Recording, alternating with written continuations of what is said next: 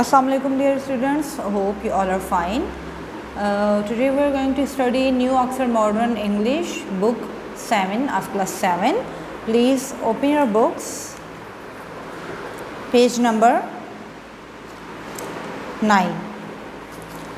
So the students, in previous lecture we read about the light in the night, and today we are going to read further that the lamplighters quickly became an important and valued part of society. Lamp ॿारण वारा जल्दी मुआशरे जा अहम गिराह क़दर हिस्सा थी विया. अहम इम्पॉर्टेंट मीन्स अहम, वैल्यूड पार्ट मीन्स अहम गिराह क़दर जंहिंजी अहमियत हुजे त उहे छा सोसाइटी मीन्स मुआशरो. त लैम्प ॿारण वारा जल्दी मुआशरे जा अहम गिराह क़दर हिस्सा थी विया. This was because they often became a की फिगर इन देयर कम्यूनिटीज़.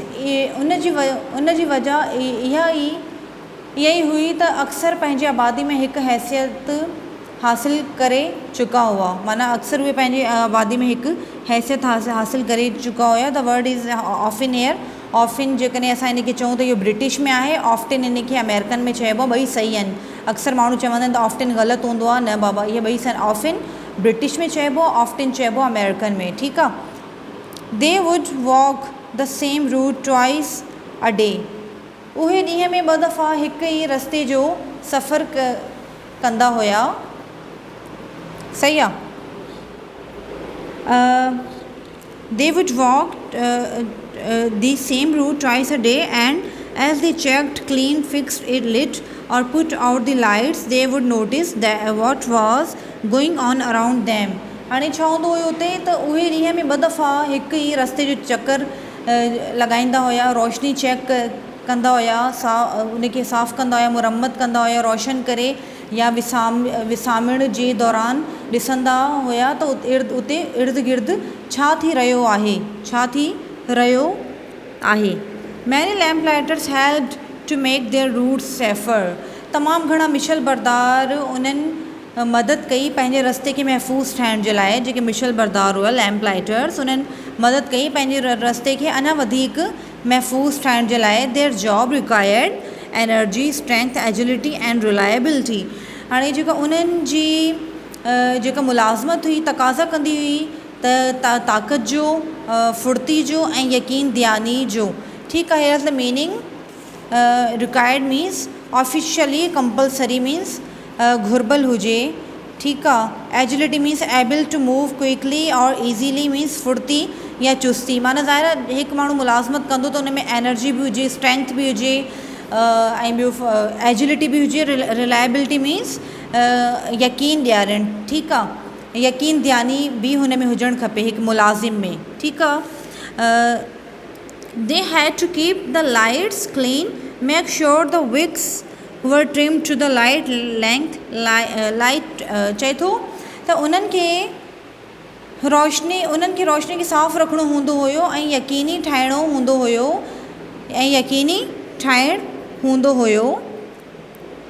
वर ट्रिम्ड दी लाइट लेंथ. यकीनी ठाहिणो हूंदो हुयो त कटियल हुजे सही ड्रिघाई में कटियल हुजे. ठीकु आहे. Light tens of lamps in the evening and put them all out again in the morning. हाणे चए थो त शाम में 10 बतियुनि खे ॿारणो हूंदो हुयो ऐं सुबुह जो विसामण बि हूंदो हुयो. Many lamp lighter were please to be garden in their communities, and often the job would be passed on from parent to child. तमामु घणा जेके मिशल बरदार ख़ुशि हुया त उहे मुहाफ़िज़ आहिनि पंहिंजे आबादियुनि में. अक्सर कमु माउ पीउ खां ॿारनि में मुंतक़िल कयो वेंदो आहे. So dear students, this is our today's lecture. Let's come to our difficult meaning. Valued means consider to be important और बेनिफिशियल. माना जेको अहम हुजे, ठीकु आहे, या गिराह क़दर हुजे, उनखे वैल्यूड चइबो आहे. Route means way, road, path, रस्तो. दग रिक्वायर्ड मीन्स ऑफिशियली कंपलसरी, घुर्बल हुजे जेको, ज़रूरत जेको ज़रूरी हुजे, कंपलसरी हुजे। कम्युनिटी मीन्स ग्रुप, बिरादरी।